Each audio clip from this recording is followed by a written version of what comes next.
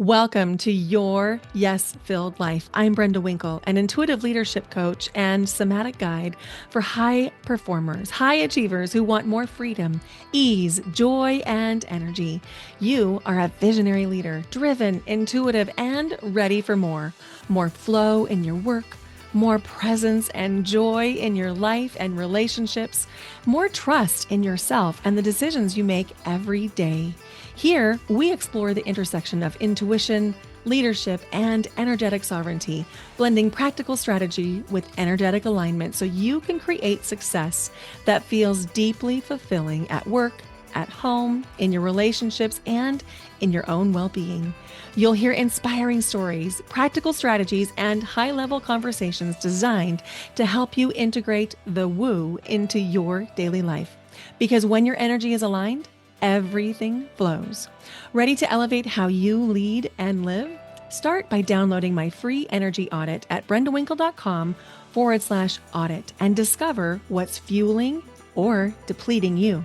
Let's do this. Your yes-filled life starts now. Hello, and welcome to Your Yes-Filled Life.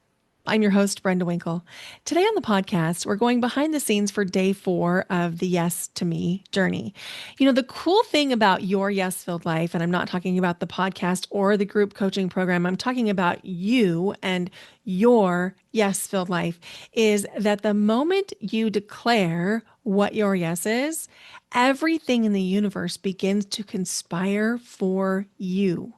I just got back from Denver last night where I was spending 4 days with my book club. We met in 2020. Now, some of them I knew in person in 2020, but 2 of them I had never met until 2022. For the last 5 years, we've met once a month to discuss a book. We share roses and thorns in each meeting, a rose being something that's going really well, that you're feeling lit up about, that's beautiful, that you're excited about. And then a thorn might be something that feels challenging or crunchy. And one of the things that I've realized over our time together is that all of us have been focusing so much more on the roses that the thorns are affecting us a lot less. And when I was in person in Denver with this incredible group of brilliant women, I was just reminded that part of my yes-filled life is travel, connecting with other people who are brilliant and think a little bit like me, but also challenge me. And this group of women has shared values with me, but we live very different lifestyles and we couldn't be more different. Like there are a couple of us that love to do outdoorsy things like backpack into places and, um, sleep on the ground in tents, maybe not even tents, and river rafting down class 4 or 5 rapids. And then there's me, and I enjoy a rooftop bar and a shower and an Airbnb for my outdoor experience, although I do really love a hike. And there's everywhere in between. And so it was a reminder that when we each claim what our yes is, that the right people will help you to be more of you because they support you, they believe in you, they encourage you. And my wish for you is that you find a group of people who believe in you fully and they support you and they cheer you on. And it doesn't matter whether you're the same or different. They just are always your biggest cheerleader. And they're also willing to say, have you thought about this? Or didn't you say this one time? Those are the kind of people that I am really, really drawn to and very grateful for to have them in my life. And I want that for you too. Your Yes Filled Life group coaching program is beginning a September cohort, and enrollment is open now. Although at the time of this episode airing, the early bird special will have closed. But as long as we haven't held our first call inside the series that's mentioned inside this episode, which is the time management for empaths, as long as it hasn't happened yet, you can still join. So just you'd need to private message me in order to make that happen because the automations will not allow you to do that after July 30th. And I'm so excited about this because when it comes to living your yes filled life, the key really is being able to speak your truth, being able to show up authentically as you. And, in the case of the book club trip, it's saying, as one of our members did, I need to go to bed at 9 o'clock. That's my yes filled life. Like I want to sleep when I'm tired, and going to bed at 9 is part of my yes. Or another person who says, I cannot sit at a restaurant without my back being to the wall, and she needs to see everyone in the restaurant, and just knowing these things about each other feels so good when it's supported and people make space for you. And it takes being able to say, this is who I am. This is what I like.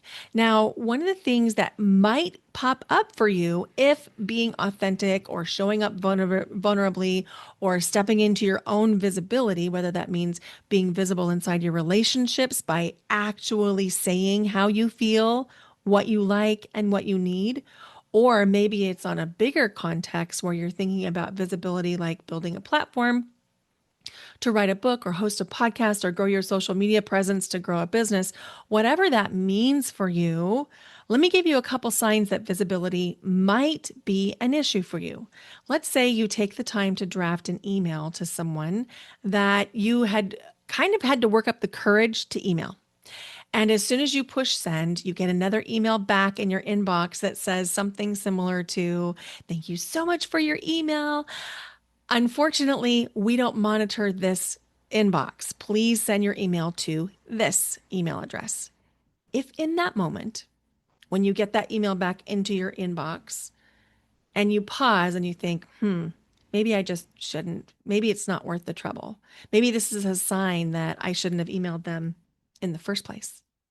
Or maybe you think, you know what? This is my excuse. Never mind. I'm not going to do this anyway. Those are all signs that you are avoiding being as authentic and using your voice in the most robust, radiant way possible. So, my wish for you is that you can step into your biggest authenticity and your most radiant self. And without further ado, let's dive into day 4 from the Yes to Me journey. So, today, when we think about like your yes, a lot of times we think it's complicated, or at least I always used to think it was complicated. Like there's some magic formula that I didn't know. And I felt like I needed to learn more and do more. And I think that that's very human. And if you are a high achiever, if you enjoy like feeling like the gold star kind of person, if you've ever been like someone who wanted to please the teacher, that we want to know like what to do, right? We want an action item, like a checklist, bullet points. Give me all the things. I want to make it happen. And sometimes life works like that, but more often it's the little things that you do that allow you to make the check marks. So let me give you an example. A few months ago, I realized I think it was, let's see, Maria and Stephanie, you can correct me if I'm wrong, but I think it was at the beginning of second quarter. So I have a full focus planner. Each one is a quarter long. And at the beginning of second quarter, when I was moving in there into my new second quarter full focus planner, I realized I had completely forgotten about all of my goals. So at the very front of your planner, you put in like your goals, and then you break it down into like, here's your calendar, and then you have your daily items and things like that, which I'm in a month that we're not in. But so you could like put in all the things in your planner. So as I was going through it in second quarter, I was like, whoa, I like strayed way off center because I forgot about my goals. So I'm like inventing things and I'm creating new programs and I'm doing all these things and feeling like I'm charging straight ahead. And then I went to like do the thing where I move the rest of the checklist from first quarter to second quarter and went, oh, this is interesting. I am way off target. And so what I started to do was put Review your goals as an action item twice a month, first thing Thursday morning. All it is review your goals. Like, remember what you decided you wanted to do. And so today, it's Thursday, and I happened to have review my goals on my calendar. So I went into my goals and I was like, oh my gosh, I'm making progress on the things I decided I wanted to do. So we think it's a mystery and we think that it's like got to have this framework when really all we need to do is implement, right? So as I looked through it, like a bunch of the goals, I had like five major goals for the year, for the whole year. Is it five? One, two, three, four, five, six. Two are complete. And two of these I just wrote down at the beginning of July because we're in a new quarter right now. It's just about creating the potency for yourself. And as somebody with deep compassion, deep intuition, deep empathy, and perhaps ADHD, that potency is what we want because it's hard for us to get because we're thinking about other people, we're thinking about other things, we're thinking about other people's emotions. And if we can just allow ourselves the gift of focus on what it is we want, amazing things happen. So you all know that I traveled full time 5 months last year. 2 years before that, I sold a house in Portland. Well, Beaverton specifically. When I rented this place in November, it's on the same street, four buildings up from the house that I sold. It's exactly the same layout, except for a few key things that made it really different. There's a little backyard. The stairs are a normal height. The other ones were as tall as builder grade would allow. These are a normal height. And it's right across the street from a big park.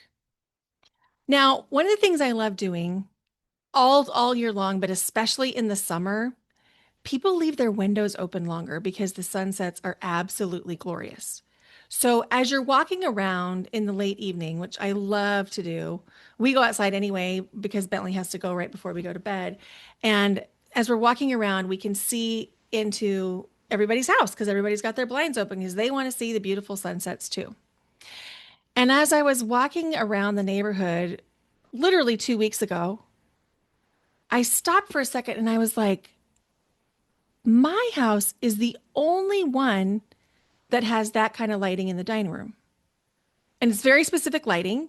My style, one of the things I had to learn is I love mid-century modern and bohemian. So if you can mix those two together, I'm very happy in my space. I like clean lines, but then colors and bold and patterns and things like that. So there's mid-century modern hanging pendant lights in the dining room. I was like, what are they called? It's really cool. It's very modern. And it's the only one on my entire street that has this lighting, which I didn't totally know. But I remembered when I lived in my house four buildings down, I used to walk by and I'd think, that's the light I want in my house when I saw the house I'm now living in. And I've been here since November, and it took me until like 2 weeks ago to put together, oh, I'm living in the house that I said, I want lights that look like that. I had no attachment to it. It wasn't like it was something I was consciously like, please let me live in the house with those lights. It wasn't that. It was like just gosh, I love those. I'd love to live in a place that had those. And now that's literally my house. And it happened without me even realizing it, which is to say, you've got things in your life that are happening without you even realizing it. And you're living the life now that the you of 10 years ago could barely even recognize, right? So as we think about today, our last day of Yes to Me, we're going to think about what's the bridge from where you are to the new life. And how can we build that bridge? And also, and this is the really important piece, honor exactly how far you've actually come. This is not coming from a place of lack. This is not coming from a place of you want it to be better than, or there's something desperately wrong in your life. That's not it at all. It's about what is it you really, really want to feel? What do you really, really want to experience? So, as usual, we're going to drop in with a little bit of breath and then we're going to jump into some hot seats. Okay. Are you craving a space where your voice, your vision, and your energy matter just as much as your accomplishments, if not even more? Your Yes Filled Life is a 12-week group coaching experience for the intuitive and ambitious leaders who are ready to stop shrinking, stop overfunctioning, and finally lead from your truth. If you've spent your life holding space for others, family, clients, team members, but feel like no one's holding that space for you, this is the room you've been searching for.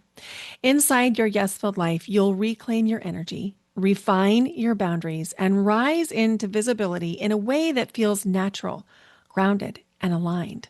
Whether that means that you finally feel like your partner can see you fully, or you're stepping into visibility for your business, or maybe even visibility in terms of speaking publicly.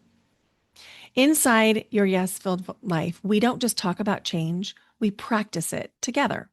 So if you've been feeling the nudge, say yes to yourself. The doors are now open for our fall cohort. Go to brendawinkle.com/your yes filled life. You don't have to lead alone anymore. Good, good, good, good. Invitation to pop something in the chat or come off of mute. Whatever feels good for you today. I feel very calm. I love hearing that. Cleared the cobwebs, feeling some clarity now. Yes. Yes, indeed. And I Indeed. just came off mute, Brenda, to say for moments, like moments of 2 seconds, I felt a circle of energy. I absolutely felt a circle. So good. Thank you for sharing. Oh, that was lovely. And I think in 10 years, I want to still be feeling what I say now. I'm healthy, wealthy, happy, healed, and whole. Mm. hmm And I've been using that for, I don't know, 6 months or more. That's really quite embedded now. And Mm. I was breathing in calm and releasing blocks. I don't know what they are, We don't have but to. no, just so that I can build on that. And I could just feel that, you know, movement. I'll be moving more, hmm moving. Thank you for sharing. So good. So I've been thinking about things from a different perspective over the last year. So 1 year ago yesterday, my dad died. And in a month from yesterday, we'll be in England. We'll be at Stonehenge celebrating my dad at Stonehenge, which is just kind of surreal and cool and all the things. But it really made me think about the last few weeks of his life. I was there for probably 5 to 6 weeks of the last part of his life. 1 week, and then I left for, I thought was going to be 2 weeks, but turned out to be, or I thought was going to be 3 weeks, but turned out to be 2 weeks. I left Boise very suddenly. Bhavani and Maria and I all had plans, and I was like, hey, I got to go. I can't make our plans. I got to get in the car and drive today. And so I left an Airbnb reservation, no refund, but like, what are you going to do? So when I got there, everybody was mad. Like, my mom was furious. My sister was furious. I mean, furious. My sister did not want to see me. She was like, we are too busy. You were just here. I don't know what you think you're doing. I don't have time to entertain you. And I was like, dude, I'm not here so you can entertain me. I'm here to spend time with my dad. And if that's not convenient for you, that's okay. You don't have to see me. I'll stay in a hotel, I'll do my own thing, and then it'll all be what it's supposed to be. And my mom was angry too, because she had said to me like 3 days before I arrived, if you jump in your car and you drive all the way across the United States on some kind of death vigil for your dad, that's going to feel terrible. And I was like, oh, okay. So all of this is rooted in grief. In other words, if you show up in Madison because of your intuitive gifts, I know the end is near. That's why they were mad, because they knew that I wouldn't show up unless I knew we were at the end. Because I mean, I've been intuitive my whole life. They're always the ones that are asking me, what's going to happen with this? What's going to happen with that? Who's going to happen with this? All of those things. So when I showed up, it was like dotting the I of, oh, this is real. This is happening. So of course they were mad. So I was just like, okay, that's your experience. You do you. And I decided I was going to be laser focused on my dad. And I just put like blinders on and left all of their emotionality to do what they wanted to do. And I wasn't just performing it. I was like in that space of, I literally do not care what you say or do. This is what I'm focused on right now. So I started asking my dad questions because I was like, what questions do I want to have the answer to before he goes? And so we started to talk, and my dad and I have always talked like while we watch TV.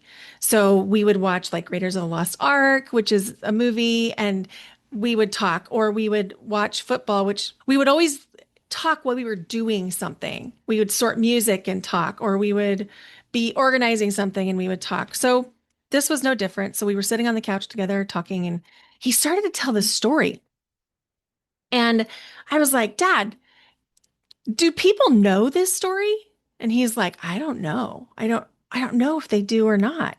And I was like, well, what would you think about we just keep having this conversation, but me hitting the record on my voice notes app on my phone? We just talk, we're just recording. I'm not going to share it with anybody until or unless you're gone. And then I'll share this conversation and you can tell any story you want. And he was like, well, okay, I guess I'd be fine. So that night we recorded like an hour and a half of stories. And then the next day he woke up, and he and my mom had talked by then. And because she had come home, she got to go to a concert because I was there, which turned out to be a good thing for her. She got a little break. And so she comes out of their bedroom and she's got a sticky note with bullet points. And she said, your dad told me about your conversation last night and your recording. And these are the topics you should be asking him about today. These are things we want to record. And I was like, okay, but that's not exactly how this is going to work because it's supposed to be his time to share what he wants. And she's like, no, but it needs to be these things. So then when dad sat down, because they all left, they were doing their things. They were really relieved to have a break. And so we just sat on the dining room table and I put my phone out, and it was like he was the spotlight performer in a show. And he told all the stories that I've ever wondered about and some I had no clue about. And one of the things he kept saying was, I've lived such a good and interesting life. I've lived such a good and interesting life. And he said that over and over and over again. And the other thing he said was, life moves really fast. Time is fast. And he said, it's so weird. One day you're a junior high kid tripping over your tuba, and the next thing you know, like you wonder if all the best times are behind you. And he said it happens so fast, but it was really fun. I had a good time. And he told all kinds of stories, and he really did have a good time. He was very fun motivated, a lot like I'm fun motivated in a way that's very similar to the way he's fun motivated. And it got me thinking about how we frame life. Like we think in terms of our kids, if we have kids, we think in terms of, oh, we have like 18 years with them at home. And then we sort of wait for that time because we're pretty sure it's going to mark time. But then that time comes and then it gets gray because they're sort of independent, but they're sort of not. They're sort of gone, but they're sort of not. They're sort of on their own, but they're sort of not. And it's like this gray area where we think there's going to be this is the thing that happens here. And then it's like, oh, it's a little different than I thought. It's not quite like, okay, bye, you're done. That's not how it works. And it's the same thing with our parents. Like we think it's going to be really linear and we think it's going to be simple and that there's going to be like, this is this chapter kind of a beginning and an end. But what is more likely is it's like these little overlays and overlaps of experiences until one day you realize you're in a whole new chapter. All of life is like that, where we are waiting for the becoming, not realizing we are in it. We're in the becoming right now. And we'll look back on this time with such fondness in our becoming. And if we think we have forever to do the things we want to do, in a way we do, because we're eternal beings. And depending on your belief system, maybe that means you're going to get to come back in another life. Maybe it means you're going to go on to heaven, depending on what your belief system is. But what about this life? What are you going to do right now? And how much time are you going to wait taking care of other people in a way that they haven't asked you to do and in a way that they don't know you're doing because you're worried about what they're thinking or what they might think?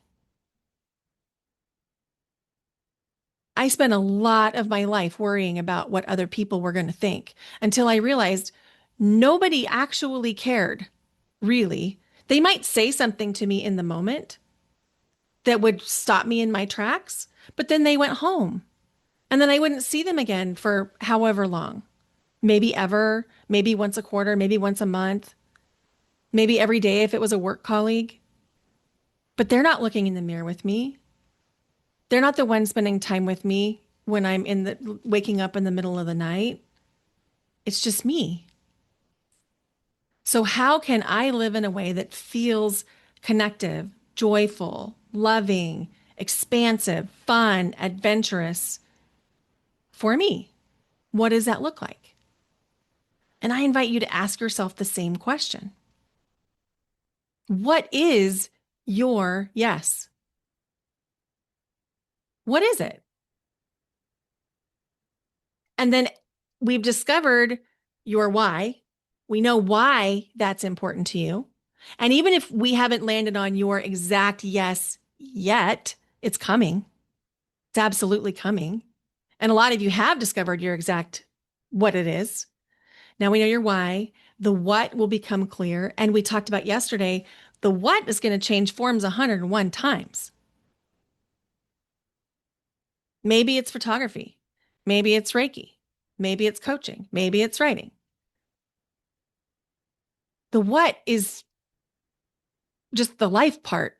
Like, so there's a lot of ways for me to go to Seattle. I could get in a boat and I could go up the Columbia out to the Pacific Ocean and I could take a boat up to Seattle. I don't have the skills for that, but in theory, I could. I could take a train. I could take a bus. I could fly. I could drive. I could get to Seattle within 3 hours' time, no matter which way I went, although the boat might take longer than 3 hours. But I'll still get to Seattle. The same thing is true. You're still going to get your yes, but we need to let go of a little bit of the control around the how you're going to get to that yes, because it might not look exactly like you think it's going to look. If you would have told me in 2020, in January 2020, that in 2025, I'd be living in Portland, I'd be working full time for myself, I'd be living in a townhouse, I'd have a dog like Bentley, I would have laughed at you. And I would have said, no, that's not going to happen because I'm going to be living in Wisconsin with my family and I'll be married, which still I'd like to do someday. But the what, it didn't happen the way I thought it would happen. But here I am. And as I look back every single time in my life that I wanted to do something, it came around most of the time in an indirect way or in a way I didn't predict. I started conversations with the Pacific Youth Chorus in 2021. And then I signed a contract with them last month. But it's not like I cared. And I don't mean that in an apathetic way. I mean it I was so excited about working for this organization, this really high quality stuff. It's not a lot of responsibility because they have an administrative staff, they have an executive director. So all of that kind of like finances, budget, ordering music is done, which makes it just the fun part. But it took 4 years to get there. And if I would have forced it 4 years ago, I would have made a lot of enemies because I would have put somebody out of their job. And I could have. I had the clout to do it because we were in conversations and then I met the director of the role I have now and I was like, "Oh, wait. We need to back up." So letting go of the how, Mike Dooley calls those the cursed hows.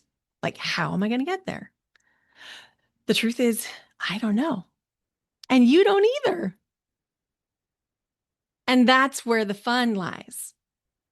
And that was the whole reason I created the Your Yes Filled Life was because I wanted to create a safe community where you can play in this, really hone in on your why and your what and let go of the how. Jill, who's not here at this moment, I don't think she'd mind me telling you. When she went to the retreat last year, she came, it was September or August last year, and I picked her up at PDX Airport and we drove from PDX to Long Beach, Washington. And on the drive, she was looking around and she was like, I want to live in the Pacific Northwest. I want to live here more than anything. And I was like, that'd be really cool. 2 weeks later, she and her husband went out to Seattle to tour it for the first time. A month ago, they closed on their house and she's living on Bainbridge Island. I think it's a small town on one of the islands. It's not even a year. If she would have let the how, she would have gotten all up in her head about, well, we own already 2 houses in different states and how would it work? And it would have been very easy to freeze. But she and her husband both were like, let's just go play. Let's go have fun. Let's see what's what. And that's what your guest filled life really is. It's like the permission to play because you've got the safety in community and the reminder, the consistency to do the breath work, to regulate your nervous system, that you don't have to stay in a dysregulated state. Like when those moments of fear, not if, when those moments of fear come up, you've got a support system. Because that's what we need, right? As really sensitive, emotional beings, we need that support system. So we're not in our heads. Because when we get in our heads, I don't know about you, but for me, if I'm like in it, I'm not always very nice. And so it's important for me to not be in my head. I need to be in my body and in expansiveness because getting stuck in my head is not a good thing for me. So I want to make sure we have time for hot seats. So is there anything that anyone wants to bring to the table? And I promise you, whatever you're thinking about, living through, whatever's on your heart, is going to benefit everyone here because they're going to see their own situation through your lens. So it's not selfish. For those of you that think, oh, it's going to be selfish if I get some help. I lost something. Okay, beautiful. Um, I've got another little chapter in my health journey coming up, another surgery, and I'm okay with it, and I understand why it's happening, and I think I've got a handle on not worrying about whether there'll be any steps after that. Um, yeah, I'm confident that there won't be.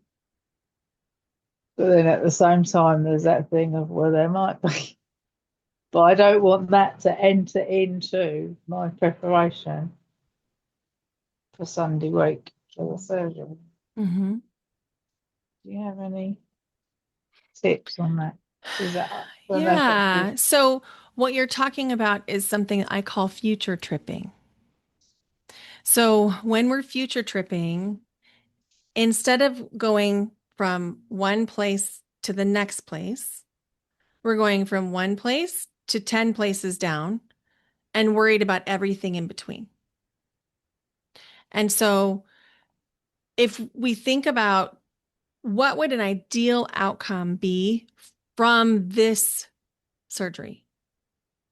And you don't have to give specifics. I'm not asking, but I'm just saying, thinking about what is the ideal outcome? What would be the ultimate success? And keeping your focus on that instead of what ifing down the road.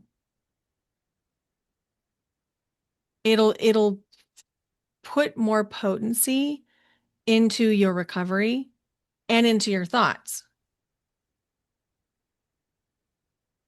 Does that yeah, help yeah, answer? yeah. Because I do understand that. I don't want to create a situation that I don't want. I'm thinking about.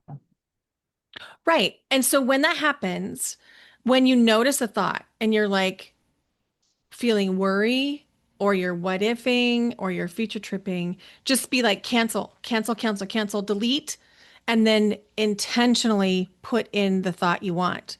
Like your affirmation, my body is whole, healthy, healed, however you said that, and just come back to that. Sometimes we have the expectation that we should never have negative thoughts, but that's not realistic. Humans have a negativity bias, and the negativity bias is there so that we can recognize threats to our actual aliveness. That's why we have the negativity bias. So we don't want to make it bad or wrong that you have a negative thought. It's not. We also don't want you stuck there. So we acknowledge the negative thought and then we're like, no, no, no, no, nope, delete, cancel. Here's what I want to feel and think instead. Having the negative thought is not the problem. Thinking you shouldn't have negative thoughts could be a problem. Does that help? Wishing you all the best for a fast recovery. And may I add something, Brenda? Mm-hmm. In the thing that have been so meaningful to me in Reiki are the principles, and starting with just for today. Mm-hmm. Yeah, and what Maria's naming is Reiki principles, and so we're not really going into Reiki here, but those Reiki principles are really beautiful. And what she's connecting here is if you give yourself grace to think, just for today, I'm going to think about a positive outcome, so that it releases the mind from thinking I have to think about the positive outcome only forever and ever. Amen. Just for today, I have to think about the positive outcome. I love that you brought that in. Thank you, Maria. Yeah, that's nice. That's nice. And I was just going to say, I've heard hot seat called heart seat in That's another nice. group of men. That is really nice. That is really nice. If you would like to continue this journey, I'd love to invite you into your Yes Filled Life. We start officially with the fall cohort in September, where we're talking about finding your voice, showing up, getting visible. But if you want to join us before then, we have a special series on time management for empaths. We're going to be focusing all about how to manage our time as empaths. We're going to talk about like the nitty-gritty stuff that you can do on a day-to-day basis, like the tangible, tactile things you can do.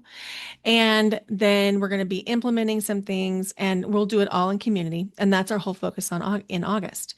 So if you want to come join us, that special offer is available through July 30th, where you can join us in August for free for that time management for empath series. And if you feel complete after this time, that's okay too. I very much value and appreciate you contributing to the group field that we created over this time together. It expands us all just by you being here, sharing your light with us. And so whether you're complete or whether you're continuing on with us, we appreciate you. I hope that you enjoyed this episode and that you have enjoyed the other 3 episodes that feature the behind the scenes into the Yes to Me journey. Now, the Yes to Me journey is complete until fall of 2026, but if you want to get in and have access to the meditations and the breath work, you can download the Yes to Me audio experience by going to brendawinkle.com/yes to me. That's brendawinkle.com/YESTOME. And don't forget about the fall cohort enrolling for your Yes Filled Life. It's a 12-week group coaching experience designed to help you step into your most full, radiant self, use your voice, and be visible in all areas of your life. To learn more, go to brendawinkle.com/your yes filled life. That's brendawinkle.com/your yes filled life. Thank you so much for listening to the podcast. It means so much to have you along this journey. And one of my personal goals is to get to 100 reviews on the podcast. As of today, we're at 37. Could you please go give the podcast a rating and review so that we can get to 100? My wish would be that we could get there by September. And based on our listenership and the number of downloads, that would not be a problem if you'll just take 30 seconds right now to go leave the podcast your 5-star rating and review wherever you're listening. Thank you so much for being here. Be sure that you have subscribed wherever you're listening, because we start season 7, kicking it off with the Sex, Love, and Money series on Your Yes Filled Life this fall. Thank you for being along the journey with me. Bye for now. Until next time.